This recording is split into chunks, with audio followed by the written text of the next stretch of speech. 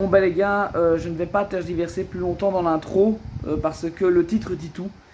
Mais je dis déjà d'abord les choses. Je fais cette vidéo, c'est parce que je tenais à vous partager la tristesse, la peine venant d'un passionné automobile et venant de quelqu'un qui aime sa voiture.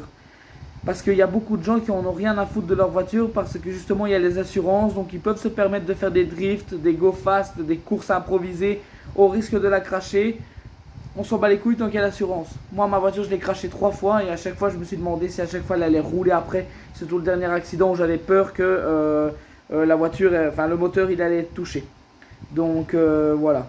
Mais voilà, je tenais à partager ça parce que ça me fait une immense peine de devoir vous annoncer que c'est à contre-cœur et limite par obligation en vue des événements qui fait que je vais devoir me séparer de ma Alfa Romeo Mito.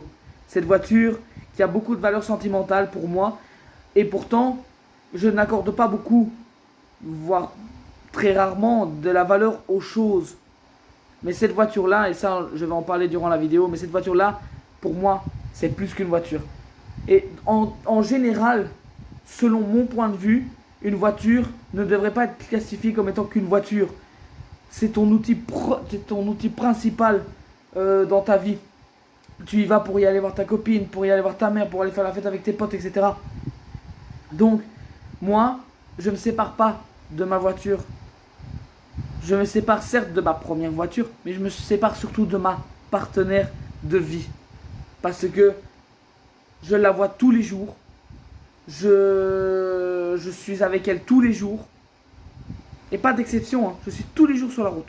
Ah oui, bon, et forcément, dans ma vidéo de retour, j'ai bien dit que voilà, je ne me casserai plus la tête sur les montages pour le peu de visibilité en vue du fait que les plateformes ne donnent jamais de chance aux nouveaux créateurs. Donc du coup, je continue ma passion, à vous partager ma passion automobile. Je ne m'efforcerai plus à faire des trucs bien pour au final avoir 4 vues. De toute façon, j'avais déjà dans l'idée de toute façon de me cagouler pour éviter de me faire reconnaître dans la roue. Oui, dans une roue de voiture. Ah ouais, les effets des vidéos, ça va être ça. Hein. Ça va être du système D. Elle sait que je suis pas bien. Parce que parler de ce sujet-là, non seulement ça m'énerve, parce que, en fait, dès qu'on parle de ce sujet-là, ça m'énerve. Parce que je dois le faire à contre-cœur. Et c'est ça le plus dur. Regarde, même elle est la caisse. Ça va toi? Et l'autre qui se réveille. Mais voilà les gars, donc là ici ce que je vais faire durant cette vidéo, c'est que on va tout simplement passer les derniers... On va passer tout simplement ensemble les derniers moments de la Mito. Donc en outre, je vais vous expliquer le pourquoi du comment, ce qu'elle met tant sentimental, qu'est-ce qu'elle a partagé avec moi dans ma vie, etc., etc. Et on sera à son volant. Et notamment, je vais vous montrer les défauts qui fait que je dois m'en séparer malheureusement. Donc voilà. Bah tout de suite alors du coup. Bon, on va rouler hein, en espérant que les lampadaires éclairent assez.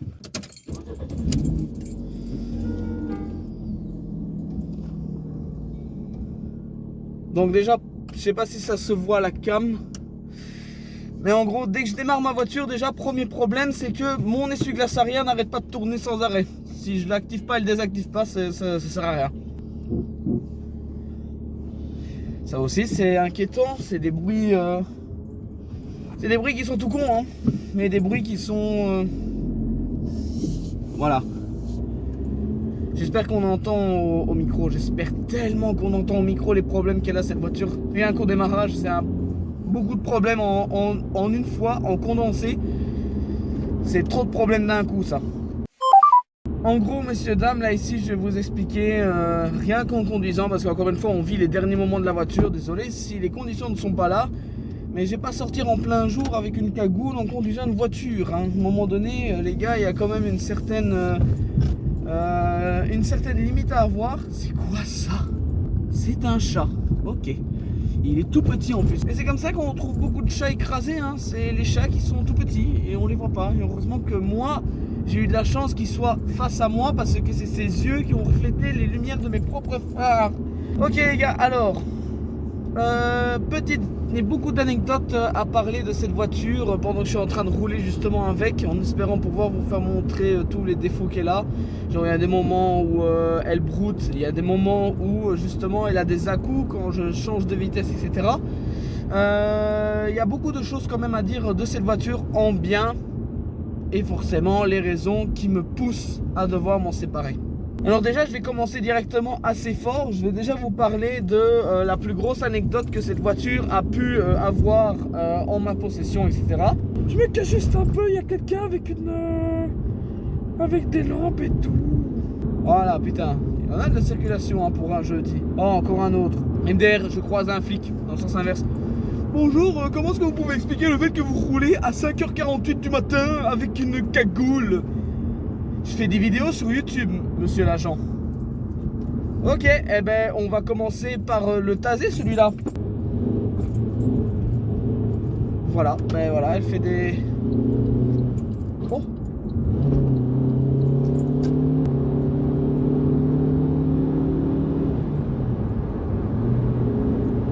Ça, on va pas trop abuser non plus, j'adore le bruit. Mais on ne va pas abuser parce qu'il y a un trou dans mon échappement. En gros, ce que cette voiture a raconté comme grosse anecdote avec moi, c'est un soir où avec des potes, on allait tout simplement dans le carré à Liège pour se retrouver. C'était des gens qu'on ne s'était plus vus depuis longtemps, etc. Et on s'est retrouvés dans le carré à Liège, mais en plein mois de janvier, alors qu'il neigeait à ce fuck. Genre en Belgique, c'est tellement rare d'avoir de la neige qu'il a fallu que ça arrive un jour où tu te dis bah tiens, il y a énormément d'autoroutes entre chez moi et Liège. Tu te dis bon bah let's go quoi. Et d'ailleurs fun fact, ça glisse. Fun fact. Non, en gros pour résumer, ça glisse. Sur l'allée ça allait, tu vois, ça neigeait tranquille, c'était que de la poudreuse. C'est ce qui généralement arrive en Belgique. La neige se fait rare, mais il faut qu'elle soit en plus compacte pour que ce soit encore beaucoup plus rare. C'est comme le fait que Tsunoda, depuis qu'il est arrivé chez Red Bull, il va gagner une course. C'est autant plus légendaire que ça, tu vois. Là-dessus, on arrive dans le carré, mais il continue à neiger. Et à un moment donné, je vois le temps passer, je vois la neige continuer à tomber. Et je me dis, les gars, à un moment donné, il sera peut-être temps de rentrer parce que sinon, on ne sera pas rentré. Il faut savoir qu'encore une fois, comme en Belgique, c'est allez, il faut des pneus neige forcément, pour la neige, etc. Mais en Belgique, il fait tellement rare d'avoir de la neige que quand on arrive en hiver, les gens ne pensent pas à mettre des pneus d'hiver, ils s'y attendent pas à ce qu'il y a de la neige. Bon, c'était pas pour dire, c'était quand même annoncé à la météo, mais aussi la météo en Belgique est un petit peu bancale. Il t'annonce demain du soleil et au final il pleut. Il t'annonce de la pluie et au final il y a du soleil. À un moment donné, tu te dis mais qu'est-ce qu'il fait là le mec? Donc on est revenu. Mais donc je crois qu'il était quoi? Il était genre quoi 22h quand ça s'était terminé. Mais la petite anecdote arrive justement, c'est qu'étant donné qu'il y a eu de la neige, ça glisse. Et encore une fois, il y a eu plein d'accidents. Du coup il y a eu un accident qui bloquait la sortie. Quand tu montes dans le carré, tu passes un peu dans le centre de Liège et tu dois à un moment donné tourner à droite, direction là, je crois que c'est la E42. Et à un moment donné, la sortie elle était fermée par les flics parce qu'il y avait un grave accident. Du coup on a dû passer par les petites routes de village. Mais dans Liège, c'est pas droit. C'est des comme ça les routes de village. Ah, j'ai réussi à me retourner le doigt avec ma connerie. Oh la vache, j'ai tapé le plafond. J'ai tapé le ciel de toi. Non ça va, j'arrive à la tenir, j'arrive à faire le mouvement avec, donc ça va, c'est bon. C'est vraiment en fait là, je crois que là, ça va, t'es pas obligé de me casser les couilles non plus. Je suis désolé, je vais devoir me séparer de toi à un moment donné, il faut pas que ça soit éternel. Désolé, je vais masquer un petit peu mon visage, mais je vais devoir m'arrêter au niveau d'un feu rouge, etc. Donc je déteste quand ça arrive, ce genre de truc. Bref, tout ça pour dire que donc on arrive, etc. Donc c'est encore des routes comme ça. Et à un moment donné, on arrive et on se dit, bon bah tiens, on va peut-être commencer par potentiellement pousser les gars, parce que la voiture elle avance plus. En effet, je patinais. En fait, il faut savoir, j'ai pas de pneus neige et la Mito c'est une traction. C'est pas tellement la bonne paire quand c'est des routes enneigées, dans des routes de village où c'est que des descentes et des montées. Et c'est généralement toujours aux montées où j'ai eu du mal, etc. On était 4, il y en avait 1, 2, 3. Parce que moi c'est une 4 places, voilà. Les 3 passagers sont sortis pour pousser. Les conducteurs derrière sont sortis pour m'aider à pousser. Et ça tout du long. C'était un calvaire dans les descentes. Tu avais vraiment bien intérêt à jouer entre le frein moteur, donner des petits coups de frein quand même au cas où, voilà. Mais même quand tu te donnes des coups de frein, frérot, la voiture elle glisse. La neige elle était tellement compactée, il y a déjà eu tellement de passages de roues que ben, forcément à un moment donné la neige elle est devenue compacte et glissante. C'était un enfer, on s'y retrouvait plus. Et premier degré les gars, c'est assez flippant parce que j'ai failli emboutir 4 fois des véhicules. Parce qu'encore une fois c'est peut-être comme ça aussi, mais c'est souvent aussi des routes comme ça. Donc du coup quand c'était des trucs, des descentes ainsi, ben moi je descendais, je freinais et j'ai failli emboutir une voiture. Et c'est pas encore une fois pour, enfin c'est pas pour me sucer, mais j'ai quand même assez de coups de volant pour avoir quand même des bons réflexes, etc. Le karting ça aide quand même pas mal. Mais, et j'ai fait d'ailleurs même les tests de réflexes des pilotes de F1. Je m'entraîne. Et d'ailleurs, ce qui me vient à parler de ce fameux coup de volant, c'est justement par rapport au fait que quand on est monté sur l'autoroute, je ne pouvais pas dépasser les 30 km/h. C'était abusé. Tu roulais un peu trop vite et tu mettais juste un petit coup de volant et ça y est, t'étais parti, hein, t'étais parti en roue libre. Moi, ce que je me rappelle, on arrive tant bien que mal sur l'autoroute, etc. Donc déjà galère à monter sur l'autoroute.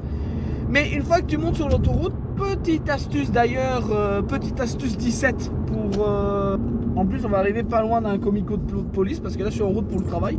Petite astuce de carte Alpha 17 pour rouler sur l'autoroute quand c'est enneigé et glissant. Eh ben, t'as intérêt à ce qu'il y ait un camion qui est passé parce que le camion il est extrêmement lourd, etc. Et t'as juste à suivre ses traces de pneus. Mais pour monter, moi je me rappelle, j'étais en montée, j'étais à 30 km/h, j'ai dû mettre mes warnings. J'ai jamais autant été lent sur une autoroute. Et le problème c'est que comme l'autoroute il est large et long, quand tu roules assez bas, c'est éternel, c'est un truc de fou. Tu n'arrives même pas à te rendre compte en fait du temps qui passe. Donc je suis tant bien que mal les traces d'un camion, etc.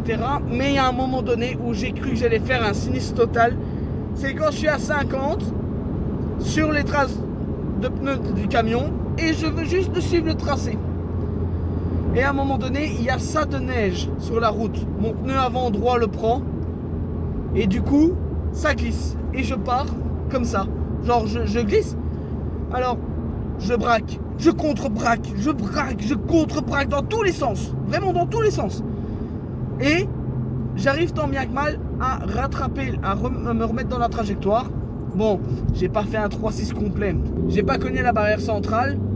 J'ai pas eu d'accident. Je suis pas rentré dans quelqu'un. Carré. Mais qu'est-ce qu'ils ont les gens quand je dépasse comme ça, à vouloir accélérer ainsi. C'est fou ça, ce genre de comportement là. Et les utilitaires, les gars, vous êtes vraiment des dangers. Hein. Ceux qui conduisent des utilitaires parce que c'est des véhicules de société, etc., et que c'est pas le vôtre, c'est pas parce que c'est pas votre matériel qu'il faut pas en prendre soin. Rappelez-vous que vous êtes à charge de ce véhicule et que si jamais vous arrivez à faire un accident, c'est à votre charge. Hein. Et donc voilà la grosse anecdote, j'ai fait un 3C sur l'autoroute parce que j'ai glissé sur la neige. J'ai pas tellement fait un 3C, c'est juste qu'avec le coup de volant, etc., j'ai su remettre déjà dans le bon sens de direction. Et ben, il y avait juste à me rajuster pour me remettre sur les routes, sur les roues, sur les traces de roues. Oh là là. Mais c'était assez rigolo. On a quand même eu peur sur le moment, mais quand on y repense, etc., on en rigole encore. Donc voilà. Mais les gars, dans cette voiture, j'ai encore une fois vraiment tout fait. Mais sauf embrasser une meuf. Voilà. J'aurais bien aimé embrasser la bonne dans celle-là avant de me débarrasser, avant de dire que j'ai tout fait avec. Parce que cette voiture, elle m'a accompagné quand j'étais enfant. C'est l'ancienne voiture de ma mère qui me l'a léguée. C'est déjà l'un des rares cadeaux qu'elle puisse m'offrir. C'est cette voiture-là pour avoir un petit peu plus de dépendance, etc. et un peu plus de responsabilité. Et c'est ce geste-là qui a fait déjà que je me suis fort attaché à cette voiture. C'est déjà que c'est un cadeau de ma mère. Mais qu'en plus de ça, cette voiture, elle m'a accompagné quand j'étais petit. Elle m'a conduit à l'école. C'est avec cette voiture que j'ai appris à conduire avec mon père en filière libre. C'était bien, quoi, tu vois. J'ai bien aimé, moi, tous ces moments-là comme ça. Il y a eu aussi les moments de joie. Parce que j'ai eu des fous rires dans cette voiture avec Okami. avant qu'on coupe contact. Et je suis bien content que Zi Auto, elle reste à mes côtés pour moi ses projets, ou comme dans la vie personnelle, tu vois.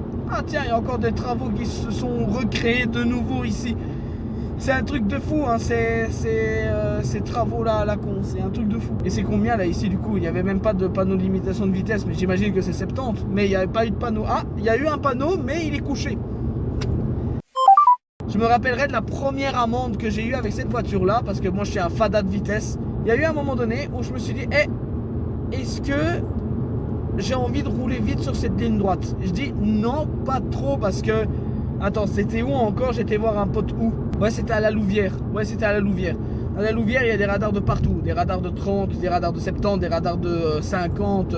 Enfin bref, il y a des radars pour tout type de vitesse à la Louvière. Et à chaque coin de rue limite. Mais c'est vraiment pas mentir. Cette route-là, j'avais l'habitude de voir mon pote, etc. et tout. Donc, elle était toujours limitée à 70. Mais à un moment donné, la limitation de vitesse, elle a changé. Je prenais même cette route là-bas quand j'étais avec mon père, etc. Donc j'avais l'habitude de connaître cette route-là. Donc je savais déjà d'avance que c'était 70. Je m'engage sur cette route-là à 70. 2 semaines plus tard, je reçois une amende comme quoi cette route-là, elle était limitée à 50. Parce qu'on voit bien que j'ai été flashé à 69. Ils me l'ont repris à je ne sais plus combien, mais j'ai dû quand même payer 90 € parce que c'était en agglomération. J'ai eu des moments de joie dans cette voiture, tout comme j'ai eu des moments de peine parce que j'ai pleuré dans cette voiture quand j'ai perdu des potes qui sont malheureusement décédés beaucoup trop jeunes, etc. Ben, quand ça n'allait pas non plus, je pleurais. C'est cette voiture-là qui me conduisait dans mon spot pour pouvoir mieux me ressourcer, mieux oublier, mieux me vider la tête, etc. Et c'est ce genre de moment que je retiendrai toujours dans cette voiture. J'ai même à un moment donné dormi une semaine dedans. Parce qu'en fait, j'étais blessé au travail, etc. C'est ça que j'ai d'ailleurs aussi fait une pause. Mais d'ailleurs, je l'ai dit dans tout ça, je l'ai dit dans la vidéo comeback. Mais encore une fois, je me suis blessé. Et du coup, ce qui a fait que... Oh putain, il y a blindé de caméras là. Donc, à un moment donné au travail, d'ailleurs, encore une autre anecdote de cette voiture. À un moment donné au travail, ben, ça n'allait plus trop, tu vois. Et je voulais pas y retourner, surtout après m'être fait opérer, etc. Et à un moment donné, je dis, tiens, voilà, moi je vais retourner au travail. Mais ça, je dis ça à mes parents parce que je vis encore chez papa, maman. Et mes parents, encore une fois, n'aiment pas trop que je sois longtemps à la maison. Voilà, ils aiment pas ça, je sais pas pourquoi. Ils ont envie de me voir bosser, ils ont envie de me voir uniquement que limite 2 jours semaine. En soi, voilà. Et à un moment donné, ben, j'ai eu l'idée de me dire, ok, je suis en fin de certificat, j'ai pas envie de retourner au boulot, mais j'ai pas envie de le dire à mes parents. Qu'est-ce que j'ai trouvé comme solution? Prolonger mon certificat, informer mon employeur et de pas dire à mes parents que j'ai prolongé. Donc du coup, qu'est-ce que j'ai fait? Pour qu'ils croient que je suis bien parti au travail, je suis parti. Pendant une semaine parce que moi je dors au travail. Ici là maintenant c'est plus trop possible, mais le travail m'offre un domicile parce que c'est quand même assez loin. Et encore une fois, cette voiture là, je vais vous expliquer après l'une des raisons aussi pourquoi est-ce que je m'en sépare. Mais voilà, chaque chose en son temps. Donc je fais mes affaires, etc. et je les mets dans mon coffre. Mais genre je prépare vraiment pour vivre une semaine, hein. Les linges de rechange, les chaussettes, les slips, même une trousse de toilette, etc. C'est un truc de fou. Et écoute bien la vie de nomade, parce que ce qui m'a justement inspiré à faire ça, c'est les gens qui vivent dans leur camionnette aménagée. Les mecs qui mettent des fours, un lavabo, ils sont bien les gens qui font ça. J'aime bien ce genre de vie, mais ça coûte trop cher. Mais j'aime bien la vie un peu genre vacances à la nomade. C'est ça qui m'a d'ailleurs inspiré à faire ça. Là-dedans, tu sais pas dormir droit. Je devais dormir comme ça, plié, le mec comme ça, il était comme ça, et la nuque ainsi. Je ne pouvais pas dormir de manière confortable, c'était impossible. Toutes mes nuits, c'était que de la merde. J'avais même préparé des films pour pas me faire chier. Beaucoup de batteries externes pour durer une semaine. Mais franchement, les gars, c'était incroyable comme expérience. Genre, j'allais à la salle, je me douchais à la salle. J'avais mes affaires de nettoyage, de toilette, mon essuie, mon gant de toilette. J'étais bien, franchement, j'étais bien. Et j'ai fait une semaine ça. J'ai même pas oublié de faire mon sport. J'ai même mis mon gros sac de voyage là pour dire ok, c'est peut-être pas au niveau longueur, mais je peux au moins avoir un petit peu de largeur s'il vous plaît. Sauf que là, il n'y a pas tellement de largeur, c'est à l'espace que pour un cul. Je mettais mon sac de voyage derrière et j'essayais de combler le trou qu'il y a là où les passagers arrière mettent leurs pieds pour justement dire d'avoir une espèce de lit normal en fait. Mais c'était vraiment une chouette expérience à faire. C'était pas confortable, mais c'était vraiment incroyable. L'anecdote avec le français, tout simplement c'était lunaire. Je suis sur l'autoroute ici, mais chez nous en Belgique, sur une nationale c'est 90 et sur l'autoroute c'est 120. Sur les nationales en France, je ne sais pas combien c'est, je crois que c'est 100 ou 110. Et sur les autoroutes c'est 130. Mais quand les Français viennent ici, ils ne respectent pas tellement le règlement. Et tu te dis, bon bah si tu ne respectes pas le règlement, eh ben on va devoir remédier à plusieurs choses. Ou je te fais des appels de phare pour faire comprendre que tu roules comme une merde. Ou alors, je te fais coller ce magnifique sticker que la meilleure amie de mon frère a donné. Elle en a donné plein des cartes comme ça. Tu vois, où tu dis attention, t'es garé comme une merde, etc. Mais j'ai envie de créer des cartes, attention, tu roules comme une merde. Et c'est genre des cartes avec un fusil, avec de la colle. Et tu viens mettre le mec, tu viens coller ça sur la voiture du mec. J'aime mettre sur la droite parce que là, la voiture, elle commence un petit peu à venir vite. Elle commence à me coller, ça commence à me gaver, les gens qui collent. Tout ça pour qu'au final, ils se mettent derrière moi au moment où je suis prêt à le laisser passer. Mais c'est fou, les gens comme ça. Donc avec le français, etc., ils roulent comme une merde. Donc à un moment donné, voilà, je suis... Allez, sur la bande de droite, ça roule à 90. Sur la bande du milieu, ça roulait aussi à 90. Mais non frérot, c'est 120, mais vas-y lâche-toi, c'est 120, vas-y lâche-toi, c'est 120. Et le mec, je lui ai fait des appels de phare, et il me passe son bras, et il me fait un fuck. Je dis ok, d'accord, bon toi t'as passé une sale journée, mais ici tu respectes les règlements de mon pays, où tu peux rouler à 90 ou tu restes à droite, mais tu casses pas les couilles. À un moment donné, il devait quand même se rendre compte qu'il roulait à la même vitesse que le gars de droite. C'était impossible, il se disait pas à un moment donné, tiens, pourquoi est-ce que j'arrive pas à le dépasser lui? Et là-dessus, je me dis, vas-y, je calcule pas. Je le dépasse, j'arrive enfin à me mettre sur la bande tout à gauche. Je le dépasse et je me remets. Et là, il accélère et il me fait blinder l'appel de phare. Je me dis, mais qu'est-ce qu'il me cherche? Mais il continue, genre, les appels de phare, c'était tellement répétitif, c'était flashbang tout du long. Et je me dis à un moment donné, mais il va se calmer ou alors je vais le calmer lui. Et je me dis, je vais aller me mettre sur une aire d'autoroute. Parce que le gars, il me focus. Je me dis à un moment donné, s'il fait ça tout du long, ça va me faire chier. Donc je vais me garer sur une aire d'autoroute et le laisser tracer sa route. Je vais sur l'aire d'autoroute, le gars me suit. Et donc du coup je me gare, je fais genre 2 parce que je me dis ok, voilà. Il sort et le mec, il est en train de m'insulter en arabe. Et je me dis mais je ne parle pas cette langue là monsieur.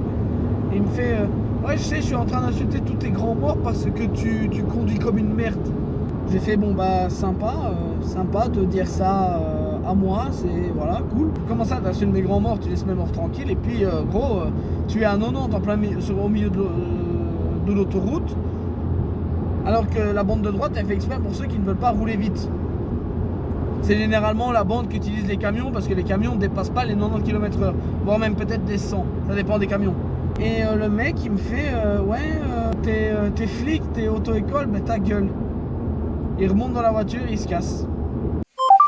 Les raisons qui me poussent à me séparer de la Alfa Romeo Mito sont... il y a quand même une petite liste. Déjà pour commencer, fun fact, à partir du moment où votre voiture commence à être vieille, etc. et que vous voyez qu'il y a des réparations à faire sur la voiture, renseignez-vous d'abord sur la valeur de la voiture qu'elle vaut maintenant. Il faut savoir qu'une voiture, une fois qu'elle sort du garage, elle perd la moitié de sa valeur. Mais au fur et à mesure des années, etc., si vous changez les pièces, forcément, si les pièces ne sont pas d'origine, ça fait perdre de la valeur à la voiture, etc. Et si votre voiture, elle commence à être vieille et que vous voyez qu'elle commence à avoir du mal, qu'elle commence à ramer, etc., vous songez à faire des réparations.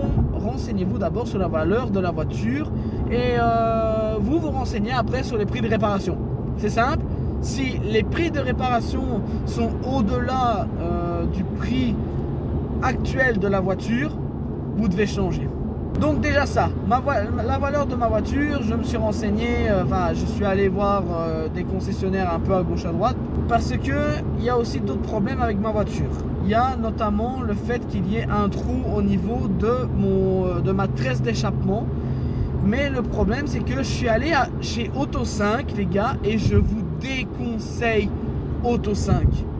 Vraiment, j'ai été extrêmement déçu de par leur pseudo-professionnalisme. Je vous explique. Je pars pour aller chez Auto 5 pour faire un diagnostic du pourquoi, du comment est-ce qu'il y a du liquide qui coule. Au départ, à un moment donné, je commençais à fuiter. Ça allait sur le tarmac devant chez moi, mais forcément, comme ça sort à 700 ou 7000 degrés, 700 degrés, la condensation d'échappement, à un moment donné, sur le tarmac, ça fond. C'est tout le temps 700 degrés qui tombe, parce que moi j'ai une place toujours prédéfinie, mais à chaque fois je me garde toujours autant bien qu'à chaque fois les gouttes tombent toujours sur le même endroit, toujours. Et à un moment donné, tu te dis, je vais me renseigner. À un moment donné, je pensais que je perdais du liquide de refroidissement. J'ai fait appeler mon assurance dépannage, etc. Un dépanneur est venu et il a analysé l'affaire. Il me dit, je vais analyser un peu le liquide qui sort. Il me dit, vous en faites pas, ce n'est que de l'eau. Parce que c'est de la condensation d'échappement. Je me dis, ok, si ce n'est que de la condensation d'échappement, ça va. Mais il me dit, ce n'est pas dérangeant, mais plutôt, voyez dans le long terme. Votre voiture, à un moment donné, va faire le bruit d'une Formule 1 et ça va être moins rigolo parce qu'un trou dans l'échappement, ça fait du bruit à crever. Mais à un moment donné, je commençais à perdre plus que du liquide de refroidissement, liquide de refroidissement, non pas du tout, de la condensation d'échappement. À un moment donné, on regardait en fonction de l'aspect, etc., un petit peu huileux. Mais forcément, c'est l'échappement, donc il y a un peu de tout. Il y a des résidus d'huile, il y a des résidus d'essence, il y a forcément de la condensation d'échappement, de par l'ERCO, etc. Tu vois, donc tout était mélangé. Mais je me dis, là, je suis en train d'abîmer le tarmac de mes parents. Enfin, plutôt, c'est mes parents qui me disent, t'es en train d'abîmer mon tarmac, là. Donc à un moment donné, il s'agirait peut-être d'aller la faire réparer. Chose que je fais, je prends un jour de congé et je pars pour la faire réparer. Je n'ai pas de rendez-vous avant longtemps, donc du coup, je me dis, ok, tant pis. Mais il faut que justement je parte à l'assurance, n'importe quoi. Il faut que je parte justement en vacances, etc. J'avais réservé des vacances, etc. Et quelques jours avant, j'ai eu mon dernier accident où je suis rentré dans un mec parce que ce connard, il n'avait pas vu un piéton qui traversait au-delà d'un passage piéton. Il sortait d'un angle mort et le gars, il a tellement freiné fort que moi aussi j'ai freiné fort et que j'ai découvert une fonction sur ma voiture, c'est que quand tu freines fort, c'est un freinage d'urgence. Du coup, tu as tes wardings qui s'emballent. Et je me dis, c'est une fonction que je découvre dans ma voiture. Toi, tu veux me dépasser par la droite alors que je roule à la vitesse autorisée avec ta Porsche de merde. Casse les couilles les gens qui sont incivilisés comme ça. Donc oui, je disais, donc le gars, il a tellement freiné fort que moi, j'ai freiné fort et j'avais même vu une place sur la droite pour pouvoir me tourner sur la droite parce que je savais que c'était mort. Au moment de tourner sur la droite, c'était pas assez. Je suis rentré dans son cul. Même s'il y a des témoins qui disent il a freiné fort et il est rentré dedans au nom de la loi, et c'est tellement bien fait, les lois de n'importe quel pays, c'est tellement bien fait que comme je suis rentré dedans et que je dois avoir le contrôle total de mon véhicule et savoir anticiper à tout moment, en fait, au nom de la loi, même si le gars en face de toi il freine comme un connard, si tu rentres dans son cul, c'est toi qui es en tort. Voilà. Donc ça fait 2 accidents en tort, 2 accidents en tort sur 3 ans. Du coup, mon assurance commence à ne pas trop être contente. Donc j'ai vraiment intérêt à faire attention avec la nouvelle. Donc je la dépose chez le carrossier pour remplacer le capot. Déjà 1000 balles, alors que le gars il me dit oui, alors si vous trouvez des pièces d'occasion, envoyez-moi sur WhatsApp. C'est ce que je fais. Et le gars me met littéralement quasi limite un neuf et ça m'a coûté 1000 € plus la main d'œuvre. Extrêmement cher. C'est d'ailleurs ce même carrossier là qui a volé la carte grise de ma mytho quand là c'est ma faute, là je reconnais totalement, c'est le premier accident, je suis sorti, c'était un CD de passage, j'ai regardé à gauche, il n'y a personne, j'ai regardé à droite, il n'y a personne, je regarde de nouveau à gauche, il n'y a personne, je regarde de nouveau à droite, et au moment où je m'assieds, il y a quelqu'un à gauche qui vient, et là elle passe devant moi, et moi le temps de réaction, incroyable, hein. Ah bon, voilà, ben, je rentre dans son aile arrière droit. Donc voilà quoi, il y a eu juste mon aile avant gauche qui a été pliée, mais le gars m'a volé le certificat vert juste à la fin. Il a fallu que j'aille à la police, etc. Enfin, je sais même pas pourquoi je suis retourné là-bas en fait, parce que le gars il m'a volé déjà un document extrêmement important et le mec allez, le mec voilà quoi. Donc voilà les gars, là ici, outre le fait que avec le carrossier ça s'est un peu mal passé avec l'histoire du truc, j'y suis retourné pour pouvoir faire réparer mon capot. Et justement au moment où il a déplacé le véhicule pour pouvoir le rendre, parce qu'à ce moment là j'étais en vacances, donc c'était mon père qui est parti la chercher, au moment où il le mettait devant le carrossier, il a remarqué une tache comme ça, mais enfin c'est extrapolé, mais il avait vu une tache comme ça d'huile. Parce que avec la corrosion, avec le temps, en fait mon carter d'huile a tout simplement décédé. Et justement c'est ce qui fait que une fois que mon carter est décédé, en fait si je me prenais un caillou dedans, ça y est, je perdais toute l'huile. Et je n'apprends rien à personne qu'un moteur sans huile, après tu peux dire au revoir à ta voiture parce qu'elle crame. Donc le moteur après il est capote. Donc ensuite il y avait déjà ça à réparer. Déjà le signe indicateur qu'il faudra peut-être changer tout le dessous. Puis à un moment donné, en fait, je continuais, parce qu'en fait, par rapport justement avec la fameuse tresse d'échappement, je sais pas si j'en ai parlé, enfin bref, je le redis quand même au cas où pour le montage, mais si jamais j'en ai pas parlé, voilà. En fait, avant justement ce problème-là avec le capot, il y a eu une histoire que à chaque fois que je quittais mon domicile, à ma place, en dessous, il y avait de l'eau. Il y avait un liquide en tout cas qui était là dessus, sur le tarmac de chez moi. Et à un moment donné, c'était toujours répétitif. Mes parents m'ont fait la remarque et je fais écoute, je vais regarder à ça. Je pars pour faire analyser ça, donc j'ai mon assurance dépannage que j'appelle parce que je me dis à un moment donné, je risque moi je pensais déjà, j'extrapolais peut-être un petit peu trop, mais je me disais putain c'est quand même perte de liquide de refroidissement. Moi tu vois, je me dis j'ai quand même peur, c'est quand même le devant du moteur, je me dis je perds quand même du liquide de refroidissement et il faut pas que ça arrive quoi, sinon c'est la merde.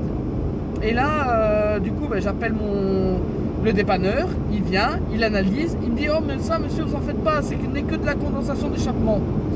Je dis ok, ce n'est que de la condensation d'échappement, voilà, mais en août c'est de l'eau quoi. Oui mais ça sort à 700 degrés, donc voilà, c'est pas un problème urgent, mais sur le long terme ça va être chiant. En vrai je vais la tenter comme ça tout du long parce que sinon je vais jamais m'en sortir les gars. Mais en gros en fait pour vous expliquer tout simplement, il y a eu juste beaucoup de problèmes avec ma voiture.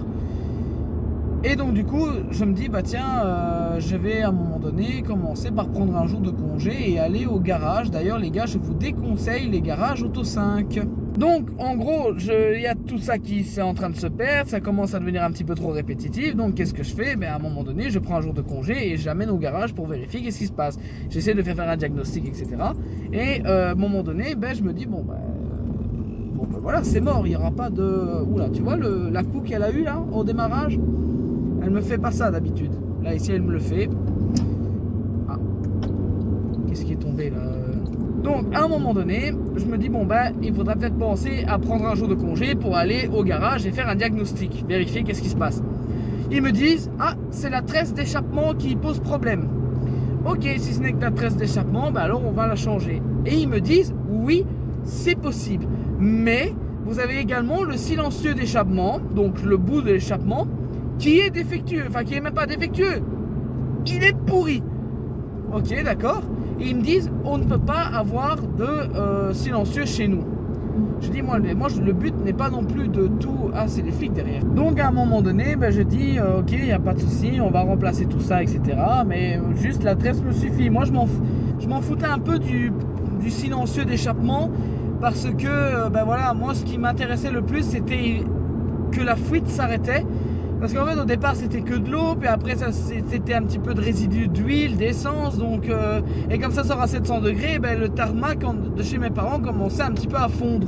Donc je dépose ma voiture, un jour de congé, etc.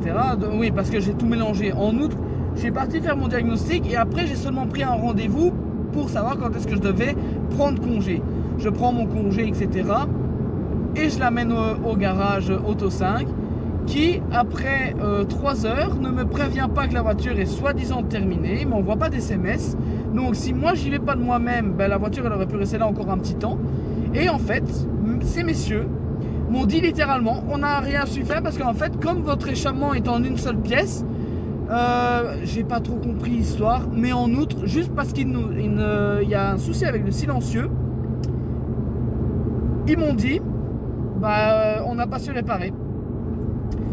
Et quand même, pour un atelier de réparation auto, ne pas savoir commander de silencieux, c'est quand même malheureux. Surtout que j'ai pris un jour de congé, que j'ai cramé, entre guillemets pour rien, parce que non, j'ai vu quand même un pote, on a été à la salle ensemble, etc. Voilà, c'est tout, mais voilà. Pas mal de choses qui font que ça ne va pas, la voiture et tout. Donc j'ai l'échappement complètement changé, mais l'échappement complet, c'est énorme. Et donc du coup, comme j'ai fait une analyse de mon véhicule pour pouvoir avoir son prix de base de maintenant, ici, elle est entre 3007 et 4002. Ça dépend des concessionnaires, etc. Parce que forcément, je me réoriente sur une nouvelle voiture. Et donc du coup, ben en fait, quand j'ai fait le total des réparations, parce qu'il y a les amortisseurs à changer, il y a l'échappement complet à changer, il y a les phares à changer, parce que je vais vous montrer tous les défauts qu'il y a là, hein, je vous promets. Bon, forcément les amortisseurs je ne saurais pas vous le montrer, mais ça se sent au ressenti que les amortisseurs commencent à fatiguer. Mais je vais vous montrer les défauts qu'il y a là, etc. Et tous ces défauts là, c'est pas rien comme somme totale. Et voilà quoi, va trouver quelqu'un qui sera à faire toutes ces réparations là pour 1000 €, rien que pour l'échappement c'est 1000 balles, etc. Enfin voilà. Mais il y a aussi l'âge, etc. J'ai investi pas mal, puisqu'il n'y a pas longtemps, d'ailleurs encore une autre anecdote, quand je suis allé au marché de Noël à Mons au mois de décembre, en fait quand je suis parti, j'avais un trou comme ça dans mon pneu, mais j'avais pas vu, et je sais pas comment ce que ça s'est causé d'ailleurs, mais en fait je roulais et à chaque fois ça s'est blablabla. Donc en août je roulais sur ma jante, et il a fallu changer les pneus. Donc quand je présentais, et en plus il a fallu aussi changer les plaquettes de frein, les disques de frein, parce que forcément la corrosion et la rouille a commencé à attaquer ça, donc du coup à un moment donné tout était bon à changer. Donc j'ai investi dans cette voiture, j'ai vraiment investi. Dans pas longtemps en plus, elle a quoi? Elle a 119 328 au compteur. Et là ici, il faudra peut-être penser à un moment donné à changer la courroie de distribution. Et ça aussi c'est un certain coût.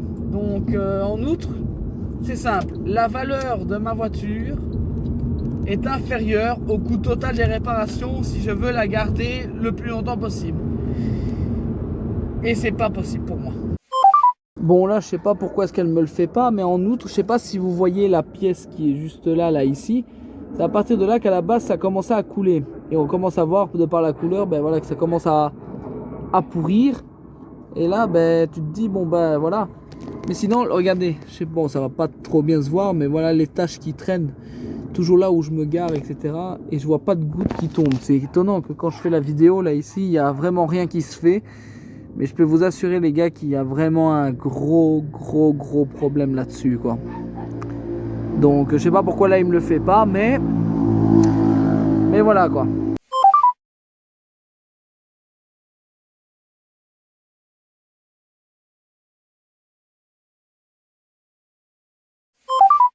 Bon les gars, là ici on est 2 jours plus tard, j'ai roulé et là en fait vous voyez les gouttes elles sont fraîches, donc il y a des gouttes qui tombent, donc malheureusement on pensait que c'était que de l'eau, mais malheureusement il y a carburant, il y a un peu de carburant, il y a un peu d'huile et tout, enfin c'est un vrai enfer quoi. J'ai des pièces qui foutent le camp, enfin c'est n'importe quoi en dessous, c'est vieux hein, ça a son âge. Bon voilà les gars, à mon avis, entre temps du rush, j'ai eu des bonnes nouvelles. Ma nouvelle voiture est arrivée en concession, donc ça veut dire que là ici je pourrais bientôt avoir la possibilité d'avoir ma nouvelle voiture. Et je pouvais pas espérer mieux comme première voiture qu'une Alfa Romeo Mito. Vraiment petite, sportive, élégante, compacte.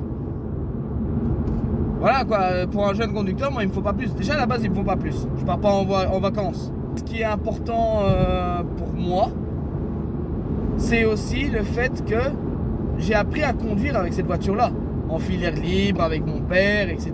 etc. Donc voilà, j'ai appris à conduire en filière libre. Cette voiture m'a permis d'avoir le permis et notamment aussi un peu de théorie quand même. Voilà. Ah oui, aussi elle m'a accompagné dans le début de ma carrière actuelle. Parce que oui, entre-temps, c'est ça que j'ai mis les vidéos encore une fois en pause. C'est parce que j'étais en pleine formation pour un nouveau métier et du coup, ben voilà. Mais tout ça, je le dirai dans la vidéo de comeback, etc. Il y a eu pas mal de choses, comme par exemple le fait que Fit Event ne me donne plus de nouvelles. Et c'est d'ailleurs avec cette voiture-là ici que, ben voilà, forcément, j'ai fait l'une de mes premières vidéos par rapport aux analyses de bagnole, car history. Donc voilà. Vous l'avez sans doute compris, cette voiture a beaucoup de valeur sentimentale à mes yeux. Donc j'ai traversé beaucoup de choses avec et je vous avoue, j'avais pas envie de m'en débarrasser. Mise en route le 2 février 2018, actuellement on est le 13 août 2025, elle a quand même duré, perduré, etc. etc. Tu vois. Donc elle a quand même 7 ans la voiture et elle est quand même... Elle roule quand même assez bien quand même malgré les nombreux défauts qu'elle a. Bon ben les gars, avant de vous expliquer la suite, je vais m'attaquer au dernier repas que je vais faire dans ma voiture parce que j'ai mangé dans cette voiture, j'y ai même dormi. Je vais d'abord manger ça et après je suis à vous. J'ai pas pris n'importe quoi, en plus j'ai pris McDo et je me suis fait un festin. Oh là là là là là là là là. Les barres de mozza, un burger au poulet, j'ai oublié le nom, 2 double cheeseburgers, des frites, oh là là là là là, la mayonnaise, aïe aïe aïe aïe aïe aïe aïe. Pour un dernier repas dans la voiture, c'est vraiment bien. Donc voilà les gars, maintenant que j'ai terminé de manger, je vais pouvoir continuer ce que j'ai à vous dire. Donc j'ai eu de la chance d'avoir terminé quand même assez tôt le boulot. Je suis en train de crever de chaud avec la cagoule, donc je vais pas traîner trop longtemps. Mais en gros les gars, pour vous expliquer que cette voiture là, elle comptait vraiment beaucoup pour moi. Et je pourrais jamais l'oublier. Il y a un truc aussi à savoir aussi, c'est que quand je démarre, d'ailleurs je vais le montrer là maintenant, c'est tout simple. Là ici je vais démarrer. J'ai juste démarré hein. Et il s'allume tout seul. Je comprends pas pourquoi est-ce qu'elle me fait ça. C'est étrange, mais c'est comme ça. Voilà. C'est la Alfa Romeo Mito de carte Alpha 17. Maintenant ici, en gros, il y a beaucoup trop de trucs à faire sur cette voiture. Et du coup voilà. Là ici je vais vous parler de la nouvelle voiture. Je vais en faire une vidéo, etc. Mais tout ça pour vous dire que j'ai acheté une Hyundai i20. Voilà. Pour remplacer la Alfa Romeo Mito. Bien que maintenant je crois que vu que je n'aurai pas le même plaisir, parce que franchement les gars c'est vraiment à contre-cœur hein. On m'a limite fait comprendre que je n'avais pas le choix de m'en débarrasser, enfin de m'en séparer plutôt, parce que c'est pas un objet, pour moi ça reste toujours un partenaire de vie. Et non, j'aurais pas le même feeling que j'ai eu. Putain, pourquoi est-ce qu'il y a un problème avec la luminosité, sa mère. Je n'aurais pas le même feeling qu'avec celle-là. La Hyundai i20 va juste servir pour les loisirs, c'est tout. Et j'aurais même pas de plaisir à la conduire, rien du tout. Elle tenait bien la route celle-là, je faisais limite du karting avec. Je suis dégoûté de devoir m'en séparer vraiment.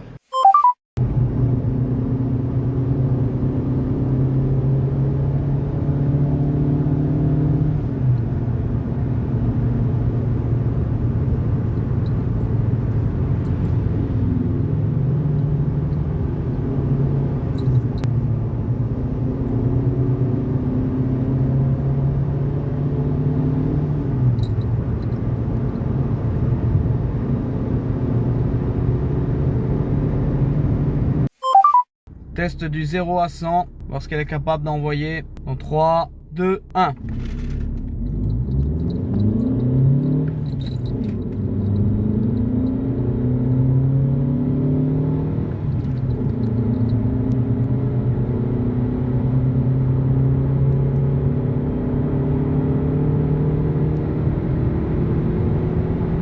Pas mal, pas mal.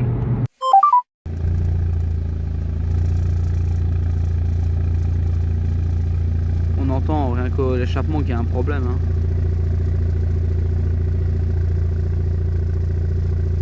Je vais mettre un coup de rupteur, voir ce que ça fait.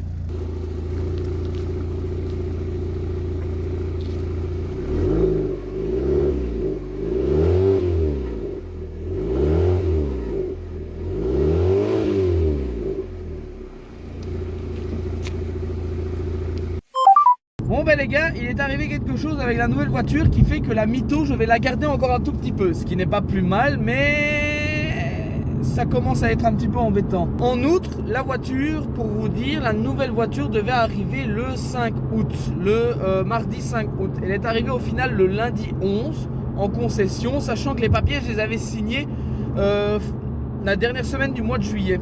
Il me dit oui, voilà, la voiture elle arrivera le 5 et normalement pour la semaine du 15 tu auras les papiers, etc. Tu pourras venir récupérer le véhicule. Je me dis chouette, mais forcément il y a des choses qui ne se sont pas prévues au programme. Donc en outre, comment est-ce que je peux vous expliquer ça? En outre, la voiture devait arriver de la semaine du 15 septembre.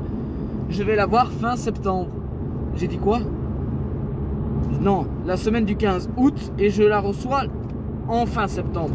En gros, tu as le concessionnaire qui me téléphone en me disant la voiture est arrivée en concession. Je regarde la date, je dis quand même on est le lundi 11 quoi. Tu m'avais promis pour cette semaine normalement les papiers, ça risque d'être un peu short, non? Sachant que le 15 c'est congé, c'est la fête du roi. Et il me dit oui non mais t'inquiète, on va essayer d'accélérer les choses. Ouais, mardi 26 août, le gars il me téléphone en me disant oui voilà, tes papiers pour l'assurance sont là, ta facture elle est là. Déjà la facture elle a un problème. La voiture, la nouvelle, je dois la acheter, j'ai pas de tabou avec ça, 18 800 €. Et sur la facture j'ai 22 000 et des poussières.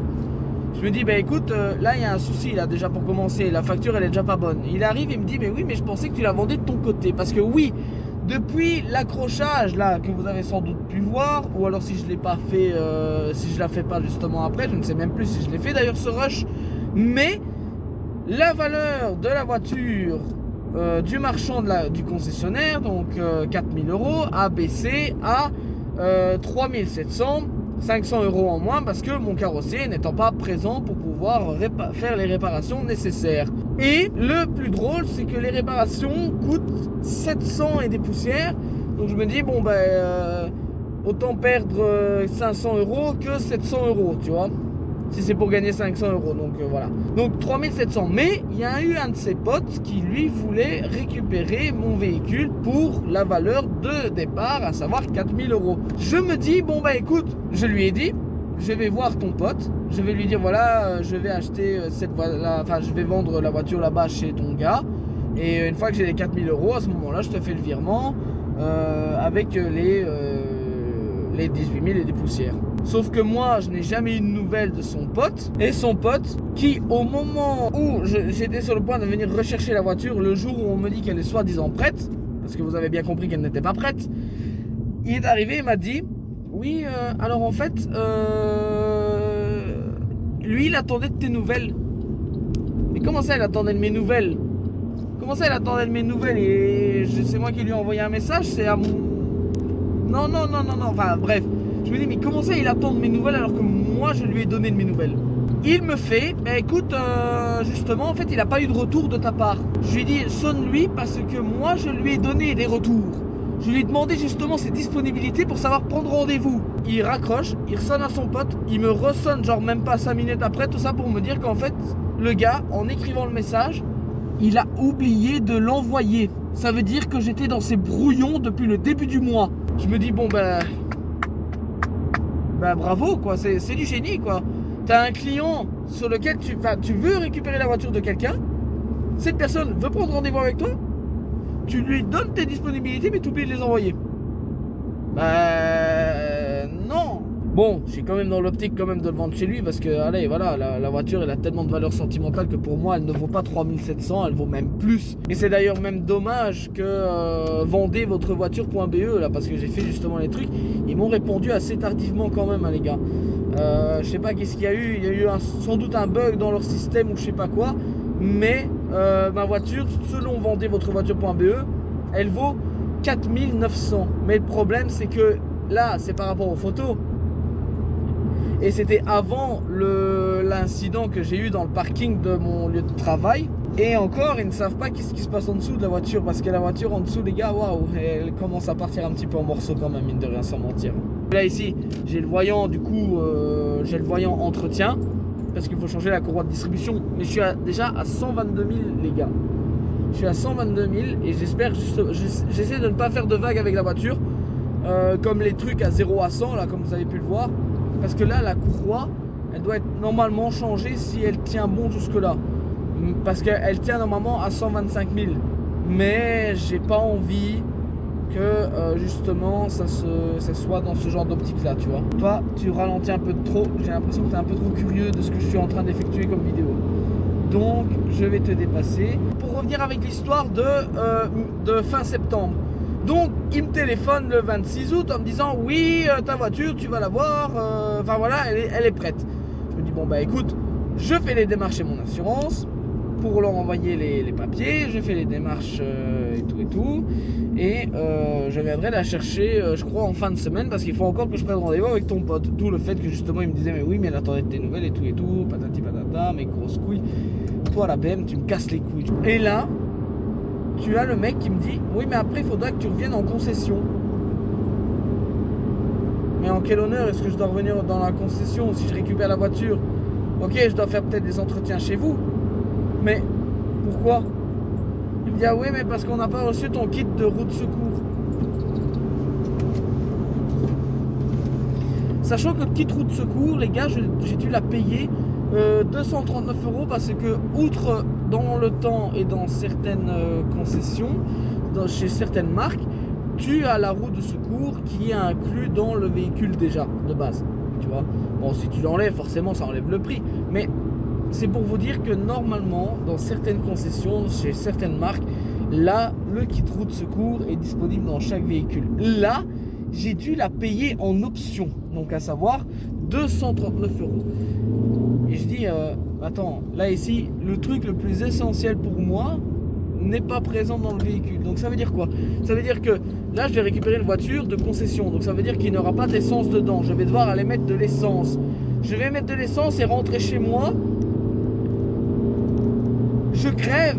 Et je fais quoi? J'appelle déjà la dépanneuse alors que ça fait même pas 20 minutes que je l'ai entre mes mains la voiture. Comment est-ce que ça se passe? À la limite je m'en fous de ne pas avoir le GPS intégré. J'ai mon téléphone. À la limite je m'en fous d'avoir la clim ou le chauffage. Parce que si j'ai trop froid, j'abaisse les fenêtres. Non, justement, si j'ai trop chaud, j'abaisse les fenêtres. Si j'ai trop froid, je mets une doudoune pour conduire. Je m'en fous. Mais la roue de secours, non. Non, je suis désolé, le cric, etc.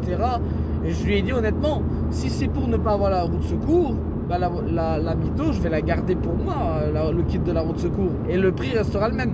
Mais ce qui me tue, c'est qu'on me dit la voiture elle est prête alors qu'elle n'est pas totalement prête, surtout que j'ai payé pour l'option. Et que justement, ben en fait le gars il attend la livraison des kits de route secours qui arriveront que seulement mi-septembre. Et le temps de l'installation, il me dit bah ben, tu auras ça en fin septembre. Sachant que la voiture je devais l'avoir la semaine du 15. Et ici on parle de fin septembre, il y a quasi plus d'un mois de retard. Ce n'est pas de leur dû, mais c'est agaçant pour le client. Et ce dernier a le droit de demander une compensation. Ça, faut pas exagérer non plus. Hein, je crois que le prix total du véhicule va baisser encore. Je crois. Parce que moi, je m'en fous des petits cadeaux en compensation. Ou alors, à la limite, un entretien gratuit. Ça, c'est 400 € de gagné. Mais je vais me battre. Mais j'aurais préféré qu'il me téléphone en me disant, voilà, on a un souci. Le kit route secours et tout n'est pas là, donc est-ce que tu veux quand même venir récupérer le véhicule ou est-ce que tu préfères attendre que le kit soit monté sur ton véhicule avant de venir la récupérer? Mais de là à me dire le véhicule elle est prêt, ok, je peux comprendre que maintenant ça leur fait une place de plus dans la concession, mais moi personnellement j'en ai rien à foutre. À partir du moment où moi je paye une telle somme pour un nouveau véhicule que je dois acheter à contre-cœur, parce qu'encore une fois, c'est tout ce que je fais là ici, c'est à contre-cœur.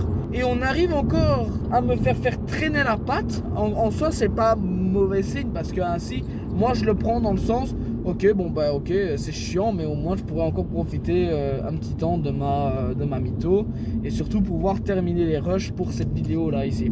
D'ailleurs, je sais même pas si je vais la mettre dans une vidéo à part.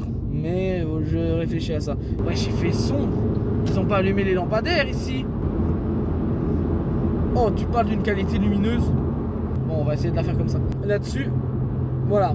Moi, j'ai pas envie de m'attarder là-dessus. Juste pour vous dire que, ben voilà, c'est comme ça et c'est malheureux qu'on va devoir, entre guillemets, voilà, je me suis demandé à un moment donné si on n'allait pas pousser une gueulante.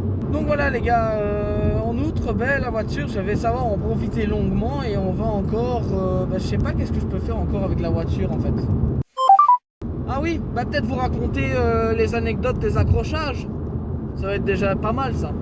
On est en route messieurs, merde, mais ouais, bon messieurs, route de travail, on va. Je vais vous raconter encore des énièmes anecdotes que j'ai eu avec cette voiture, à savoir les accrochages que j'ai eu avec.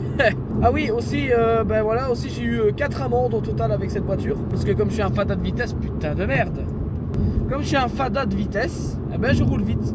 Et du coup, j'ai eu 4 amendes avec cette voiture ici. C'est rigolo, j'aime bien moi. Enfin, c'est des amendes, ok, c'est chiant à payer, mais voilà, je me dis, bon ok, je ferai plus attention sur cette route-là.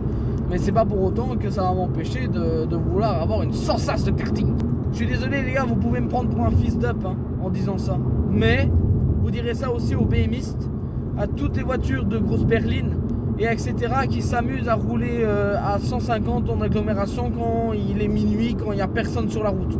Ok, à un moment donné, je suis désolé, mais si moi aussi je dois dire ma façon de penser en mode j'en ai rien à foutre des amendes parce que voilà, moi si j'ai envie de rouler vite, je roulerai vite. Voilà, moi les gars, moi j'ai de l'argent à claquer, moi donc rien à foutre. Bref, donc j'ai eu 4 amendes avec cette voiture. Ah, mais pourquoi les gens décident de rouler C'est le mec il est un peu égoïste, le mec il veut avoir la route que pour lui tout seul juste parce qu'il veut faire une vidéo YouTube en étant cagoulé. Alors, les accrochages, mesdames et messieurs, il y a eu un premier accrochage où j'étais avec ma meilleure amie justement. Oh putain, qu'est-ce qui se passe là-bas? Ah, c'est des gens du voyage, ah d'accord. Le premier accrochage, ma meilleure amie était à bord. Donc à ce moment-là, on partait pour aller, je ne sais plus où. On devait aller sur Namur, je crois, pour aller faire quelque chose. Mais ça s'est annulé du coup à cause de l'accrochage, etc. Ah oui, je pense que c'était un truc de magasin, genre style geek, manga ou je sais pas quoi. Je suis sorti vas-y dépasse-moi. Mais putain les utilitaires, vous me pétez les couilles. Sérieusement, ça me pèle les couilles d'être toujours collé au cul par les mêmes personnes. Toujours. Et là-dessus du coup je me dis bon les gars, voilà, je pars et je m'insère. Donc c'est un CD de passage, donc je ralentis.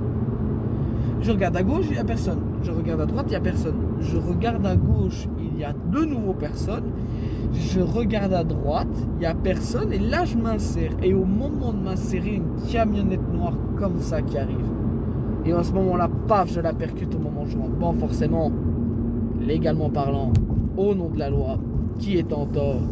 Ah, tu vois, fils de... T'es arrivé, tu m'as collé comme un connard. Et au final, je suis à ton cul à mon tour.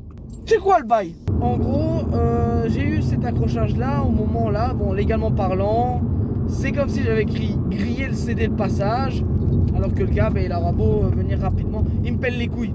Et t'as le mec qui, la meuf du coup, je rentre dedans dans sa portière, voilà, la meuf elle est toute choquée et tout, je dis excusez-moi et tout, forcément je vais pas lui dire oh t'as fait, si, moi j'aurais pu lui dire, mais bon comme elle était en état de choc. Elle fait justement je devais aller voir mon fils à l'hôpital.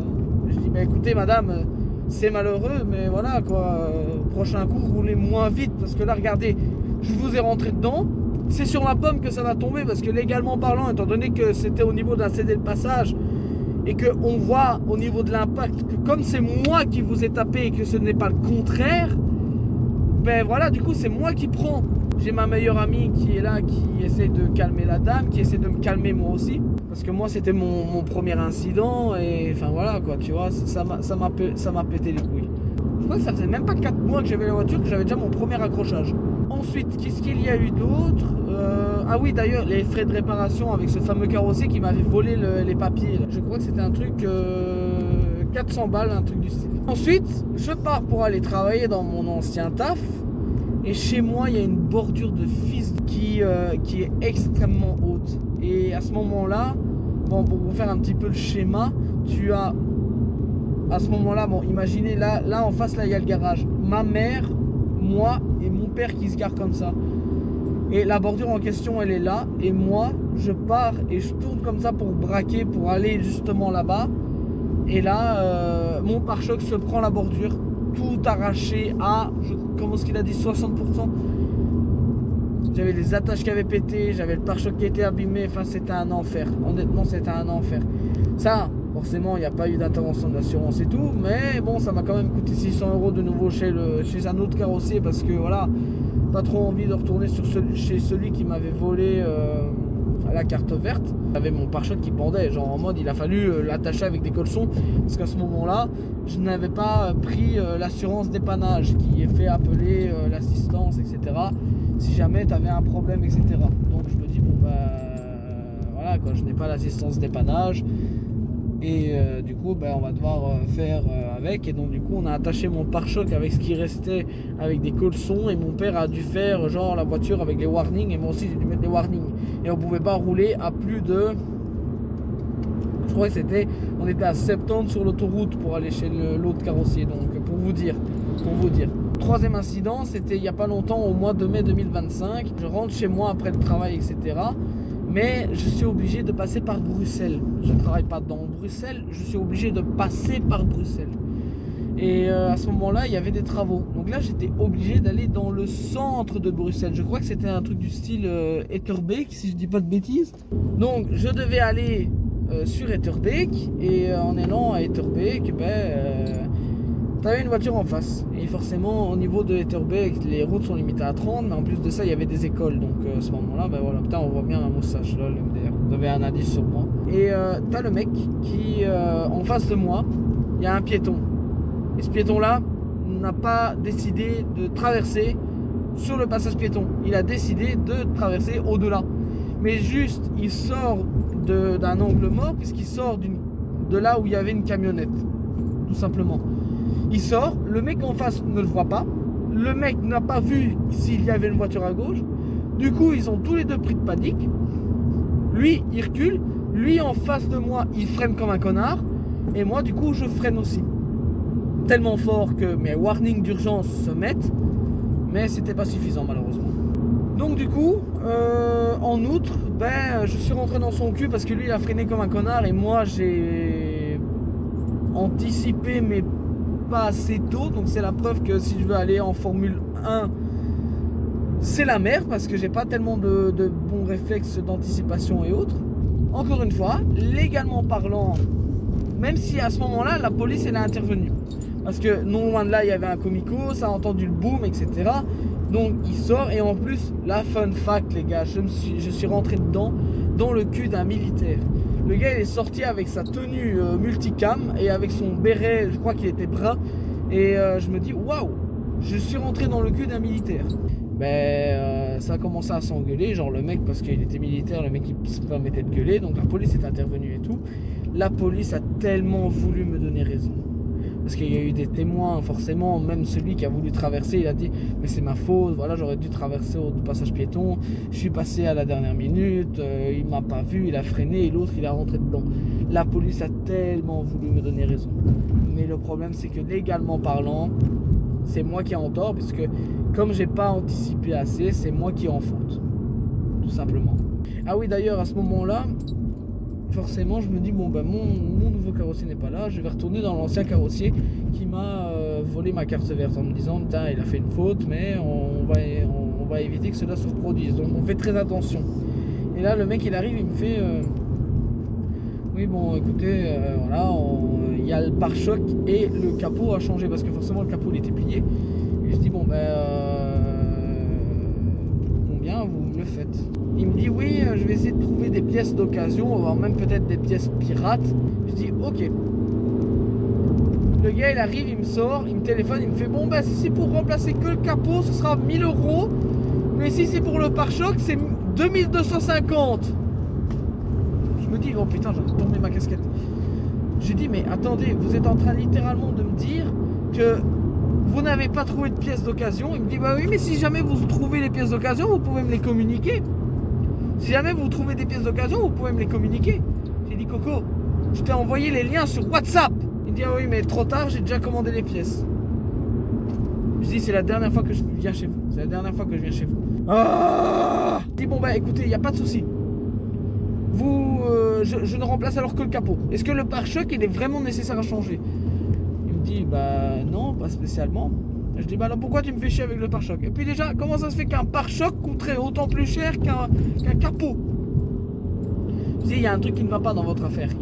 Vous êtes vraiment des enculés jusqu'au bout. Le quatrième accrochage, c'est le mec qui est là derrière au parking de mon lieu de travail. Dans mon lieu de travail, on a un parking souterrain et je me gare toujours dedans. Et là, je vais pour remettre mon sac dans mon coffre. Et là, qu'est-ce que je vois? Ne fut pas ma surprise. Attendez les gars, parce que là, j'ai l'impression que je me suis trompé de sortie. Au final, j'ai pris la bonne sortie. Donc, je vais remettre mon sac dans mon coffre. Et le mec, en fait, je vois qu'il y a déjà des griffes et que c'est un peu... que c'est un peu enfoncé. Et j'ai le mort à ce moment-là parce que j'avais signé pour les papiers pour la nouvelle voiture. Genre en mode j'avais pris ma décision, c'est commandé, machin. Et là-dessus, t'as le mec qui me dit bon ben moi je me gare toujours. Quand il faut que je dépose mon véhicule, je le mets dans un endroit où il y a des caméras de surveillance. Toujours, je suis parano avec ça. Depuis que j'avais mon ancienne collègue qui m'a dit ah ben moi, une fois je suis allé sur Charleroi et j'avais une amie qui avait laissé un sac rempli de chocolat Léonidas. Et en outre, ben, ils ont cassé la vitre à l'arrière pour aller chercher les chocolats. Alors qu'il y avait un téléphone sur la banquette avant, qui était là ici, pas sur le tableau de bord, mais là où tu mets tes chics ou je sais pas quoi, là, tu vois. Là où tu mets ton gobelet.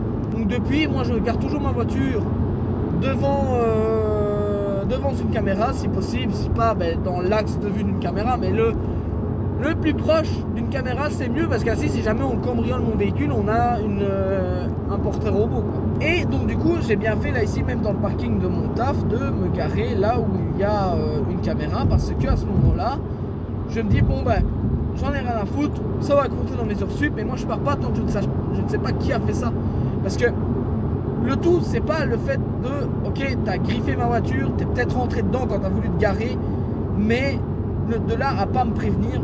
Bah voilà quoi. À savoir, c'est que dans le parking souterrain de mon travail, on utilise cette carte. Et cette carte là, bon ben là il y a mes infos perso de l'autre côté, donc je vais pas vous le montrer. Mais dans cette carte là, ça indique déjà ta voiture si c'est une essence, d'où la couleur de la carte. Si c'est une essence, une diesel, une électrique ou je sais pas quoi. Et il y a toutes tes infos dessus, genre en mode ok c'est le véhicule de un tel, prénom, nom de famille, numéro de téléphone. Et justement dans le service dans lequel je travaille, justement là où je bosse, on a plusieurs services et je travaille pour un tel service et j'indique justement ben, mon service, enfin il y a tout sur ma carte, genre en mode comme si il y avait en mode si je devais déplacer mon véhicule, je dois savoir te téléphoner, si je te téléphone pas, enfin si tu réponds pas au téléphone, je sais au moins où te trouver. Enfin à ce moment là je me dis bon bah je vais aller voir ceux qui gèrent les caméras de surveillance, donc je vais aller voir le bureau de sécurité et je dis ben voilà parking -2, regarde un coup les caméras de surveillance et on va voir au niveau des caméras de surveillance et à ce moment là il y a déjà quelque chose qui ne va pas parce qu'il y a une voiture qui en effet va sur ma place de parking mais tu vois t'as ma voiture qui est comme ça mais à un moment donné la voiture dans la vidéo elle s'arrête, elle est comme ça et après il se rabat et il sort de la voiture, il regarde, il met sa main sur sa tête, il met sa main sur sa bouche et après il part. Il part et en partant, il part faire sa vie, donc ça veut dire que c'est quelqu'un qui travaillait là, qui travaille là où je travaille. Et lui il avait terminé plus tôt parce que plus loin dans la vidéo, on voit que il arrive, il regarde de nouveau vers ma voiture, il met son sac dans le coffre. Il va pour faire une photo de ma carte qu'on est obligé de mettre, la fameuse carte là ici, qu'on va mettre ici sur le tableau de bord pour que ce soit bien visible par la sécurité. Et le mec, il prend une photo et il se barre.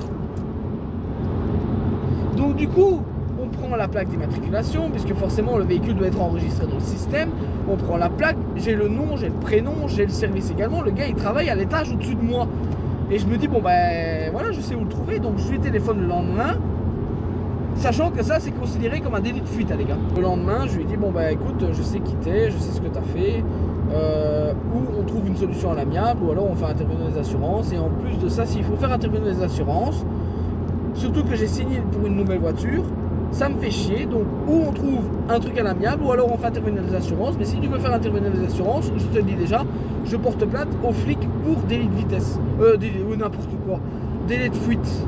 Là-dessus, il bégaye, il dit oui, ok, pas de souci et tout. Et je dis écoute, voilà, moi j'ai ma voiture qui vaut un tel, il n'y a pas intérêt à ce que ça baisse.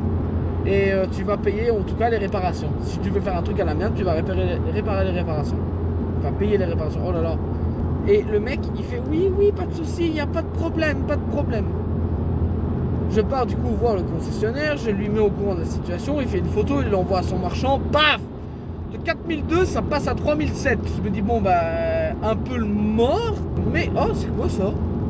C'est quoi cette plaque? Ah, il faudrait que je fasse une vidéo des plaques d'immatriculation, que je me renseigne, parce que là, j'ai une plaque d'immatriculation où tu as une plaque d'immatriculation en rectangle blanc avec le drapeau de la Belgique, suivi de 5 chiffres.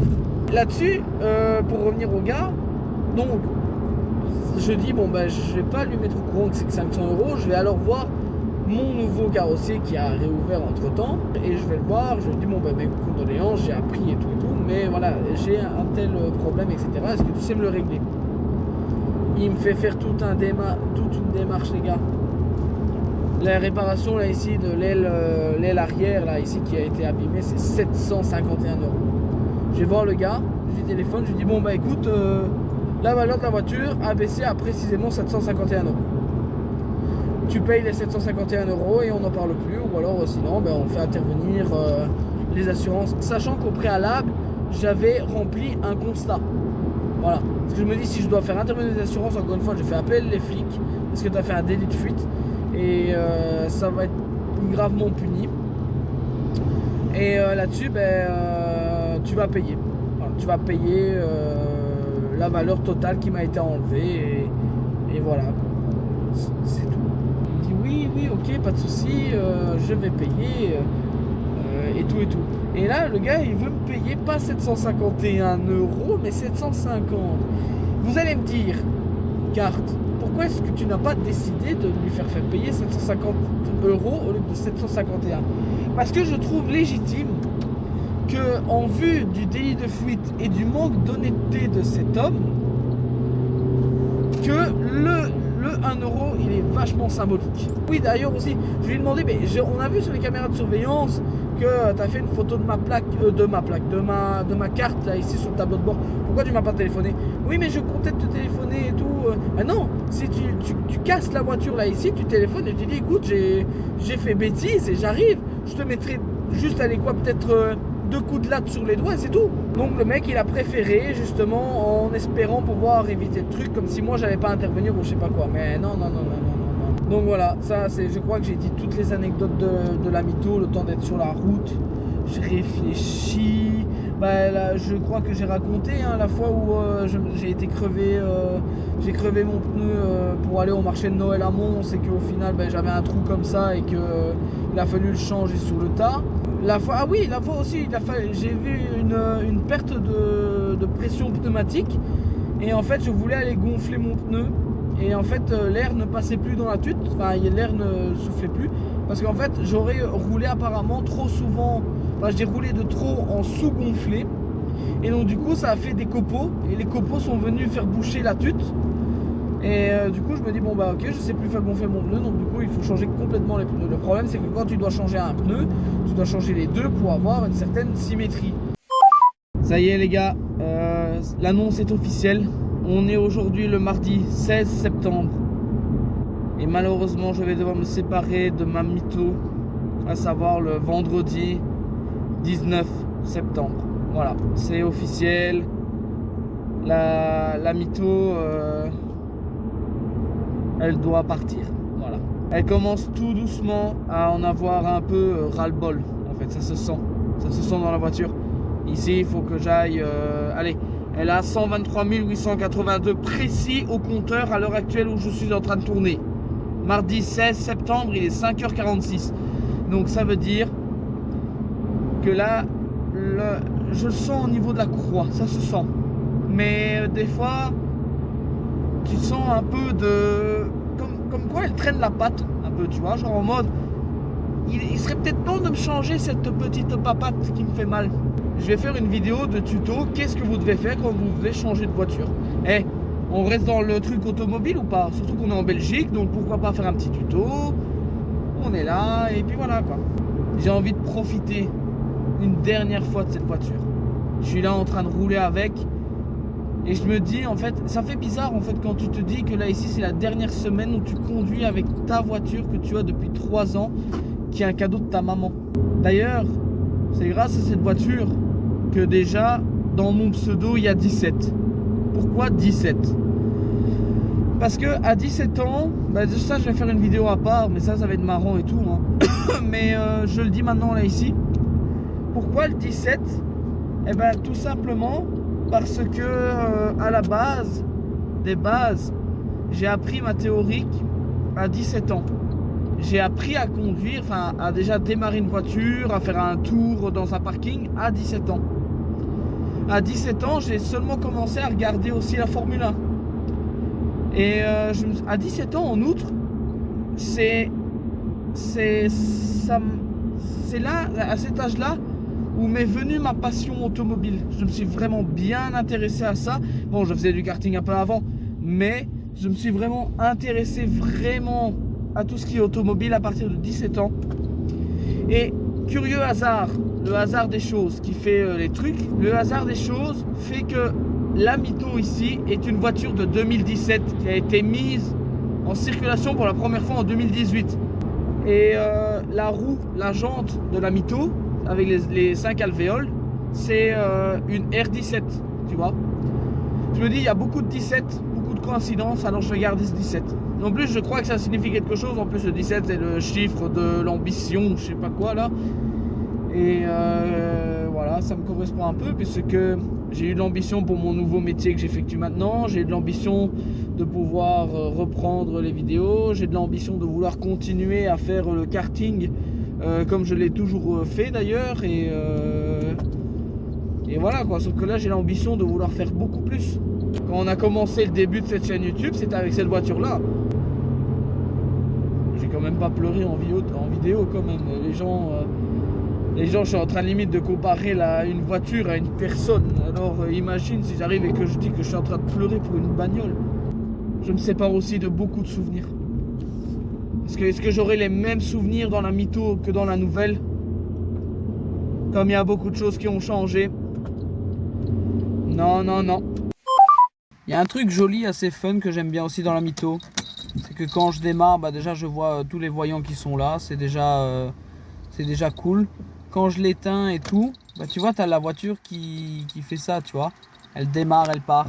J'ouvre la porte, je la referme. Oh, tiens, l'avant, elle revient. Hop, je la démarre. Je mets la marche arrière. Voilà, et là, il y a les capteurs qui se mettent. Je remets en marche avant, je mets le frein à main et je coupe le contact et hop, elle part. C'est rigolo. Moi, je trouve ça fun. Par contre, va savoir pourquoi à chaque fois que mon rétro arrière il est fermé, ben, il fonctionne quand même quand je démarre. Ma voiture a pas mal de cicatrices. Comme par exemple, là ici, un bout de pare-choc qui est parti. Ça, c'est quand j'ai arraché mon pare-choc sur la bordure de chez moi. Il y a un morceau qui a foutu le camp. C'était un enfer. Bon, je vais pas la montrer pour des raisons évidentes, mais ma plaque d'immatriculation est pliée de mon premier accident. Là ici, c'était marrant parce que quand je suis rentré dans le mec qui avait freiné trop fort, ben, les attaches qui protègent le cache du phare anti-brouillard, ils étaient cassés. Donc du coup, ben, il a fallu mettre une vis, sinon il n'y avait plus de... sinon il n'y avait plus moyen de garder le cache au moins attaché, quoi. La calandre est bien sûr fissurée par rapport au dernier accident, ainsi que la grille là ici, enfin voilà. Waouh, Alfa Romeo. C'est sympa ça. Je vais peut-être y aller, hein, ouais. C'est un frelon ça en plus. Et là ici j'ai le cache de la porte qui a foutu le camp, je sais pas où est-ce qu'elle est partie. C'est sur l'autoroute, j'ai entendu un poc et paf.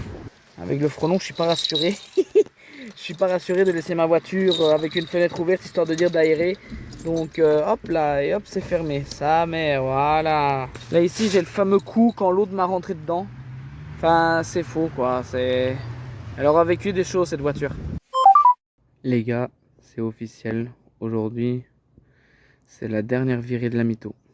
le dernier trajet. Et ça fait quelque chose, honnêtement. La voiture, elle est vidée. La voiture, elle a quasi atteint les 125 000 km. Enfin, c'est fou. Là, les gars, c'est sa dernière virée matinale. Hein. En plus, les gars, là, je leur fais bien montrer mon mécontentement avec la roue de secours à cause de ça, que c'est en retard et tout, machin. Je viens de mettre que seulement 5 litres pour être sûr d'arriver à mon travail parce que je travaille au-dessus de Bruxelles, les gars. Le temps de retourner sur la Louvière à la concession, eh ben, ils vont recevoir ma voiture dans la réserve. J'en ai rien à foutre. Déjà que je vais recevoir la nouvelle sans essence. Mais alors là, avec le retard, ils vont l'avoir sur la réserve, t'inquiète même pas. En plus, je ne sais pas si ça se voit, oui, on la voit. Il y a une petite araignée qui est toujours dans mon rétroviseur, qui vit dans mon rétro, qui m'a beaucoup accompagné. D'ailleurs, elle m'a jamais quitté. C'est toujours la même araignée. C'est fou ça, c'est toujours la même araignée. Bon, le focus il est dégueulasse, mais imaginez une petite araignée quoi. Mais voilà, je l'ai toujours appelée Jeannette. Quelle anecdote de merde.